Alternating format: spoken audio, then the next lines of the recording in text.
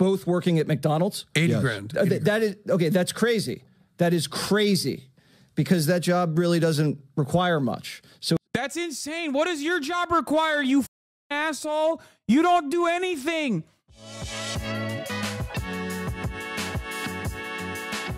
All right, let's talk about Jesse Waters. He went on Patrick Bet-Davis' show to be value-tained. And let me tell you something, okay? I was value-tained. I wonder if he was value-tained as well. Turns out Jesse Waters is not able to do math and thought that $20 an hour at McDonald's was 6 figures as far as a salary goes. If you're making $20 an hour to work at a fast food restaurant, right? Is that 6 figures? Are you making? No, you're making 40 grand. 50. That's awesome. Yeah, dude. 6 figs, baby. That's what happens when you have a liberal arts graduate that went to like a 17-person university that was filled to the brim with like senator children, you know what I mean? And then you got an English major and all you do is LARP as like this STEM-loving conservative person. It's also ironic because like 6 figures ain't shit no more either, depending on what part of the 6 figs we're talking about, depending on what border of the 6 figs you're at, and also on top of that, where you live. It's crazy to say this because I know there's going to be a lot of chatters in here who live in the Midwest right now who are going to be like, what do you mean? It's like, that's a lot of money. It's like, no, dude, if you live in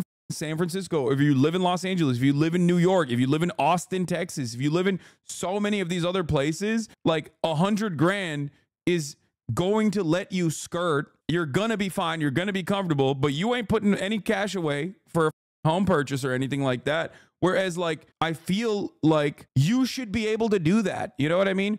That's 100,000 whole dollars, man. It makes no sense that you can make $100,000 and like everything around you is so goddamn expensive that you're still not saving money for a house. Like what the is happening? It's so busted, dude. Cities are so goddamn busted and it's almost entirely related to rent prices. Okay. This whole like, oh yeah, 1/3 of your salary goes to your rent shit.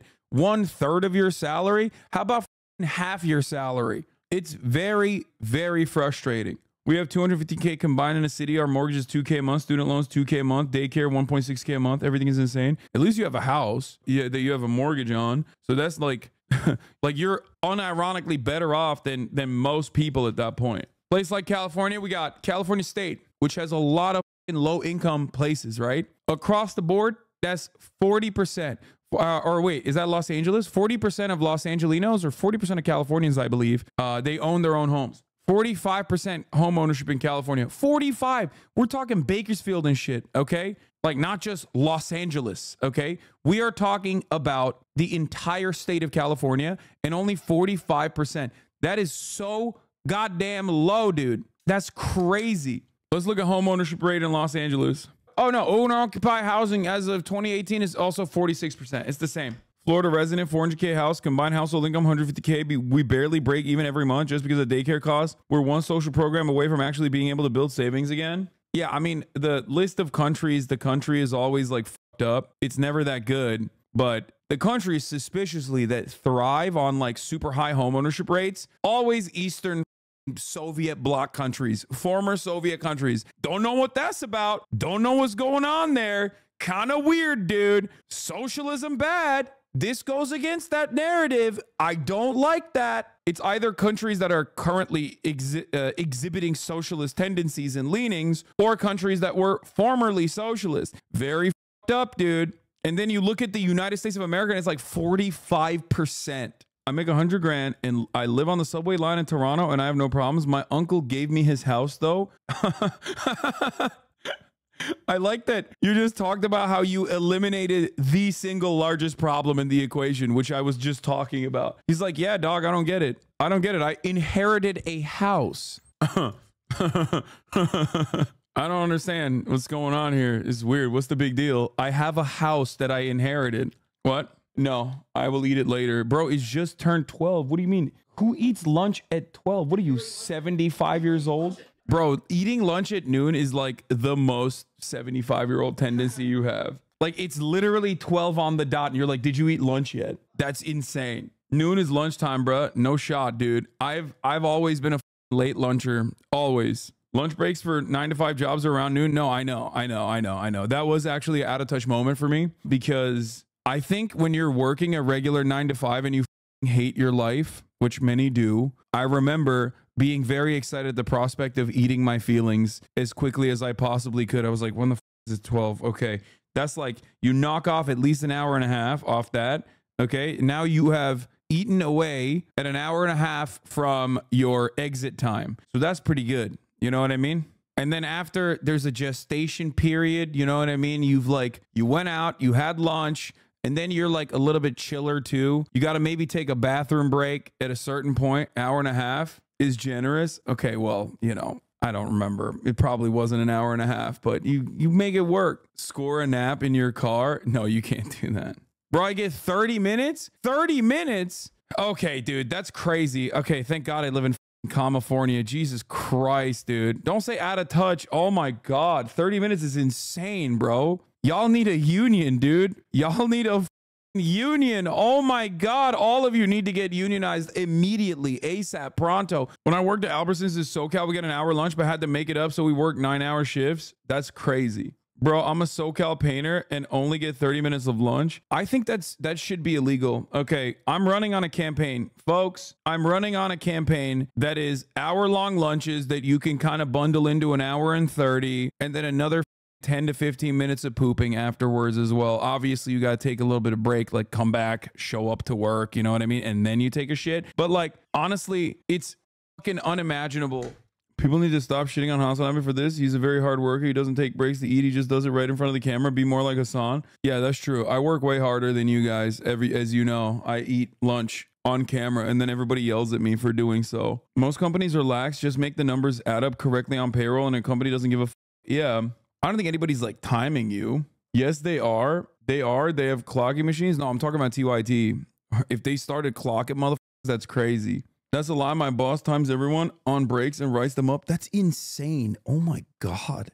Freak. Like, I feel like most production companies are pretty chill because as long as you get the show out, who cares? Yeah, I think that's the benefit for sure. Anyway, my point is there needs to be a better process. And honestly, that better process starts with hour-long lunches that actually you can extend into an hour and 30.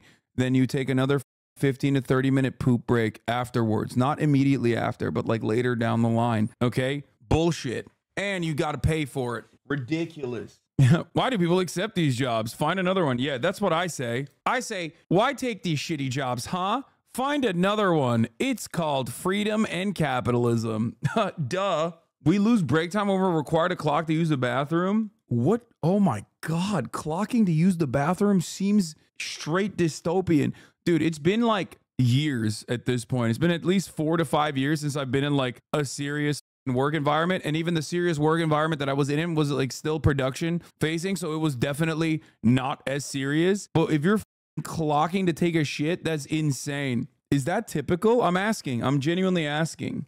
Dude, clocking your bathroom breaks is psychotic, and I'm almost certain it's a violation of like a litany of privacy laws that exist for the average citizen. I mean, that's like the only place I know about it where they do that is time off task in Amazon distribution facilities. I didn't realize that, like, you know, if you're working at a goddamn white collar job in New York as like a marketing executive or something, they're like clocking your piss. That's insane. Unless you're working at a call center or an Amazon distribution facility, I feel like that's wild. Every single call center is time off task for your bathroom breaks. Call center monitors your queue status. You have to be in break auxiliary in order not to get calls. Ay. Not sure why everyone's mad at you or explaining how labor in this country is and we're literally agreeing with you. No one is mad. I don't think anyone is mad at me. I've already recognized that I'm saying that like my situation was shitty. And even then, it's infinitely better. And it was infinitely more lax than like obviously plenty of other chatters and their personal experiences. I'm also recognizing that like it's been a while, even with the lax standards that I had. It's been a while since I've been in the professional work place working for somebody else. So I don't know if things have gotten progressively worse over the course of the past like 4 or 5 years, especially for the average Joe. I feel like AI and mass surveillance is going to make this process so much worse. By the way, why wouldn't they literally monitor your piss and the artificial intelligence bot manager just straight up like a robot just tells you like, tells the enforcer / manager, the human being, that you are AFK, like the keystroke trackers that these computers have now for work from homers. They just have that both on your desk, and they also accompany that with your piss time tracking. And then your labor enforcer manager comes over and is like, it says here, the machine has told me that you took a piss for approximately 3 minutes and 55 seconds. The machine has also told me that your actual travel time to the bathroom from your desk is approximately 1 minute. So was this a number 1 or a number 2? Because I'm going to be putting this in the spreadsheet. Because if you did a number 2 instead of a number 1, well, honestly, you have to make sure that you wipe faster. It's just funny to think about, because like that's what chat does to me. But that's why I've always said that service sector employees should have the right to be able to ban people just like I do. It would make their workplaces much better. If someone lords over you, like a small business tyrant comes in, you just have the capacity to banish them. Think about that. I would say like a 45% improvement on your workplace conditions if in the service sector you could just like banish them with one click. And you could do that to your manager too, obviously, like, because I have these little micromanagers in here who talk shit. Imagine you could banish your manager with a consensus vote. You get together and you're like, hey, we've all decided that you're going to the Shadow Realm because you keep timing our poops. That'd be sick. When I deliver Amazon packages, they trend us to piss in bottles in the back of the van because stopping places takes too much time. I don't know what people with no penis did. Have you ever worked in the service industry? No. The only client side work that I did in the real big boy jobs was sales, which was dog shit. And I hated sucking up to people that I despised, both internally in the company, but more importantly, externally, clients. But I never worked in the service industry. And I feel like I would, you know, I mean, I feel like they are the real heroes of society. What did you sell? Ironic. Ads. I sold ad space at TYT. You used to work on farms. All jobs are easier now. I mean, I did also work at a farm. So that's the thing, though. Working at a farm can be shitty. No pun intended. Actually, yes, pun intended. But it's like taxing in a different way. You know what I mean? I think a lot of people don't understand it. It's like, yeah, I worked at a ranch. And yeah, that sucked. A ranch isn't a farm, Richie Rich. Bro, talk to me when you jerk off a horse, okay? Talk to me when you have to sit there and watch one of the farmhands jerk off a goddamn horse, and you have to carry that literal horse penis condom full of jizz without spilling a single drop because you're selling it, okay?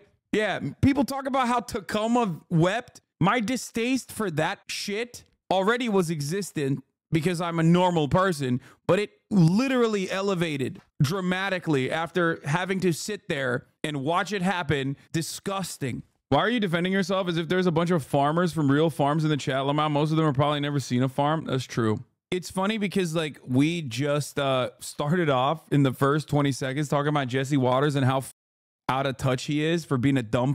We talked about how shitty housing is. We talked about how that plays a major role in making people's living conditions worse overall, especially in big cities. We talked about how shitty workplace conditions are and lunch breaks, and it got all the way to horse semen. And now we haven't even finished this 38-second clip. Let's watch it. If you're making $20 an hour to work at a fast food restaurant, right? Is that 6 figures? Are you making? No, you're making 40 grand. 40 grand. 50 is just 2x it and add a few zeros. Yeah. Okay, so 40K a year. Okay, full time. 40K a year. Yeah. So, and then if your husband or wife is also there, you're making $100,000 as a family. Sure. Both working at McDonald's. 80 grand. That is okay. That's crazy. That is crazy, because that job really doesn't require much. So that's insane. What does your job require, you asshole? You don't do anything. You just sit there, sexually harass the staffers, and just read whatever your producers wrote on a teleprompter, you donkey. Dude, see, this is the problem, okay? I'm out of touch. I am out of touch.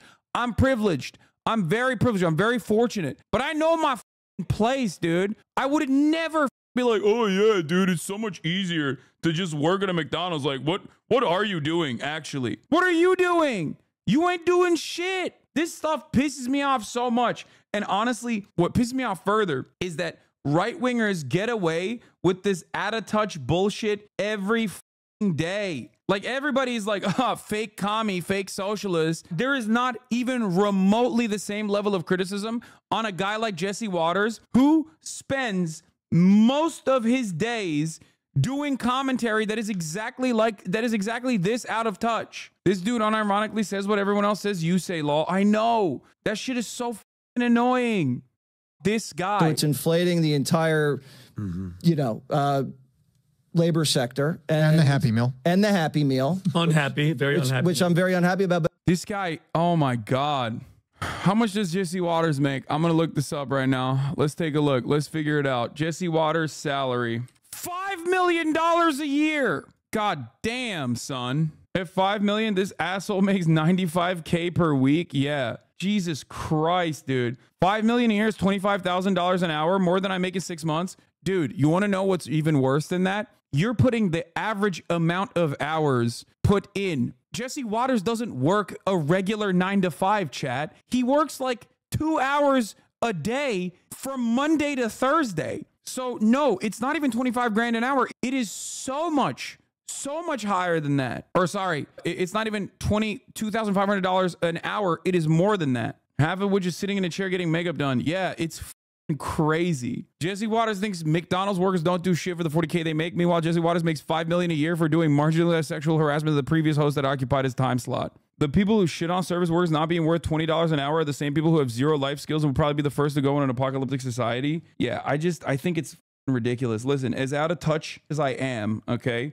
make no mistake, I recognize that, and I try to work against that every day of my life. But the very notion that these guys get away with being out of touch and doing commentary like they know what the fuck they're talking about frustrates me to no goddamn end. I think you would rather have a dude who's out of touch, whose heart is in the right place and on your side, than a dude who's out of touch and is advocating like he's a everyday man that works like 5 hours a week maximum, getting paid millions of dollars a year to tell you that, yeah, the working poor deserve less, as a matter of fact. I hate these people, dude. These people are unironically doing the thing that every single person accuses me of doing. Like, they are literally doing it. And yet those very same people don't get mad at these guys. If your thing is workers' rights, I think you got to get more in touch, but you're still way better than these dudes. I mean, I do directly talk to not only people in this community who are working real 9 to 5 jobs, but also straight up labor organizers on top of that. So in order for me to be more in touch, I would have to